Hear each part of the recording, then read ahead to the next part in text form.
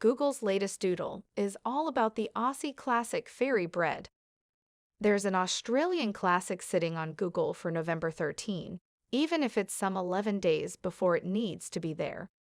If you open up Google on a Saturday in the middle of the month, you'll find a Google Doodle waiting for you boasting hundreds and thousands of hundreds and thousands.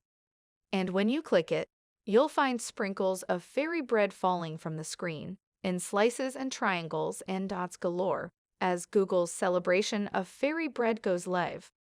Call it a fun Google Doodle, because that's what this is, a celebration of an Australian and New Zealand classic. Not because it's Fairy Bread Day, that's actually November 24, but rather because it's the birthday of Robert Louis Stevenson, who seems to have coined the term fairy bread in 1885. It's another interactive Google Doodle beyond the mere art, too, because similar to how you could play with this year's Olympics Google Doodle, once the splash of sprinkles and bread goes on your screen, you can do it all again, pressing a button once or several times and letting the screen come to life with a splash of color and sprinkles.